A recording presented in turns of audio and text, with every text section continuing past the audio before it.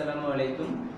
Saint Mary's girls high school and কলেজে দ্বাদশ শ্রেণীর মানব শাখার প্রিয় শিক্ষার্থীরা, তোমাদের অনলাইন ক্লাসে সবাইকে জানাচ্ছি স্বাগতম। তোমরা বেশ কয়েকদিন যাবত তোমরা দ্বিতীয় পত্রের ক্লাস করনি, কিন্তু আমরা একটা যে সিদ্ধান্ত নিয়েছি প্রথম পত্রের ক্লাসে বলেছি, তারপরও বলি যে আমরা তোমাদের একটি মূল্যায়ন পরীক্ষা নেওয়ার জন্য পরীক্ষা এবং তোমরা ভালো করতে পারো তার জন্য তোমাদের একটা প্রস্তুতি দরকার। সেই প্রস্তুতি দেওয়ার জন্য তোমাদেরকে একটা সাজেশন হিসেবে আমি বলছি পরিণতি বিশ্লেষণ দ্বিতীয় পত্র। এখানে হচ্ছে তিনটা অধ্যায় থেকে প্রশ্ন থাকতে পারে। সেই তিনটা অধ্যায়ের কথা বলছি, ষষ্ঠ, সপ্তম এবং অষ্টম। এই তিনটা অধ্যায় থেকে তোমাদের মানে কি প্রথম পত্র তিনটি অধ্যায়, দ্বিতীয় পত্র তিনটি অধ্যায় থাকতে পারে। পরীক্ষায় কমন উপযোগী কিছু প্রশ্ন জ্ঞানমূলক এবং অনুধাবনমূলক আজকের ক্লাসে দিয়ে দিচ্ছি। পরবর্তী ক্লাসগুলোতে আমরা এই তিনটি অধ্যায় দ্বিতীয় পত্র পড়ানো শেষ হওয়ার কারণে আমরা প্রথম পত্র পড়াচ্ছি।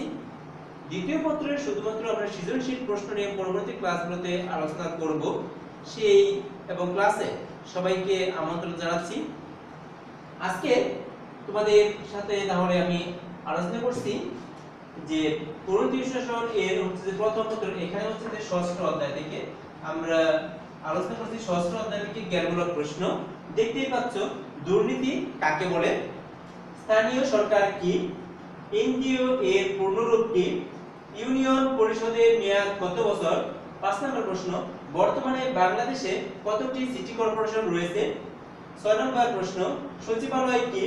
7 নম্বর প্রশ্ন, কবে থেকে বাংলাদেশের সংবিধান কার্যকর হয়। অনুধাবনমূলক প্রশ্ন ষষ্ঠ অধ্যায়ে, স্থানীয় সরকার বলতে কি বোঝো। 2 নম্বর প্রশ্ন, স্থানীয় স্বায়ত্তশাসন বলতে কি বোঝো। 3 নম্বর প্রশ্ন, স্থানীয় শাসন ও স্থানীয় স্বায়ত্তশাসনের মধ্যে পার্থক্য লিখো।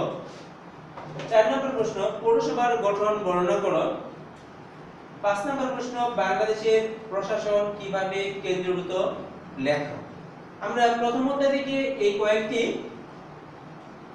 আমরা ষষ্ঠ অধ্যায় থেকে জ্ঞানমূলক এবং অনুধাবনমূলক এই কয়েকটি প্রশ্ন আমরা পরীক্ষা উপযোগী বলে মনে করছি। আমি তোমাদেরকে দিয়েছি, তোমরা অন্য প্রশ্নগুলো তোমরা হচ্ছে যে নিজেদেরকে জানার এবং পড়ার চেষ্টা করবে যাতে আরো ভালো করতে পারো।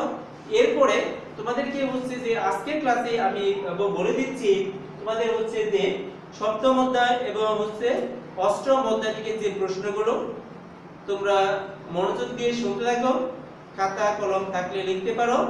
পরবর্তীতে পরীক্ষার জন্য তোমরা বই থেকে সুন্দর উত্তর মুখস্থ করার চেষ্টা করবে যাতে পরীক্ষায় কাজে লাগতে পারে। তাহলে সপ্তম অধ্যায় জ্ঞানমূলক প্রশ্ন, বাংলাদেশে কয়টি সাংবিধানিক প্রতিষ্ঠান আছে। বাংলাদেশ সরকারি কর্ম কমিশন কি। কর্ম কমিশনের সভাপতির পদ কি। নির্বাচন কমিশনারের মেয়াদ কত বছর। বাংলাদেশ সরকারের প্রধান আইনজীবীর পদবি কি। এসিসি এর পূর্ণরূপ কি। দুদক কমিশনারের নিয়োগ দেন কে, বা দুদক কমিশনারদের নিয়োগ দেন কে। এরপরে অনুধাবনমূলক প্রশ্ন এই অধ্যায়েরই, সাংবিধানিক প্রতিষ্ঠান বলতে কি বোঝায়। নির্বাচন কমিশন কিভাবে গঠিত হয়। নির্বাচন কমিশনের দুটি কাজ সম্পর্কে লিখো। ন্যায়পাল বলতে কি বোঝো। অ্যাটর্নি জেনারেলের নিয়োগের শর্ত ব্যাখ্যা করো। আচ্ছা, এরপরে আসছি আমরা অষ্টম অধ্যায় জ্ঞানমূলক প্রশ্ন, নির্বাচন কমিশনের প্রধান কাজ কি। বাংলাদেশ প্রথম জাতীয় সংসদ নির্বাচন কখন অনুষ্ঠিত হয়েছিল। ইউনিয়ন পরিষদের মেয়াদ কত বছর। নির্বাচন কি। সমভোটাধিকার কাকে বলে। বাংলাদেশের আইনসভার নাম কি।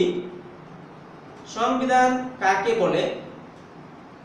অনুধাবনমূলক প্রশ্ন এই অধ্যায়েরই, নারীর ভোটাধিকার কেন প্রয়োজন ব্যাখ্যা করো।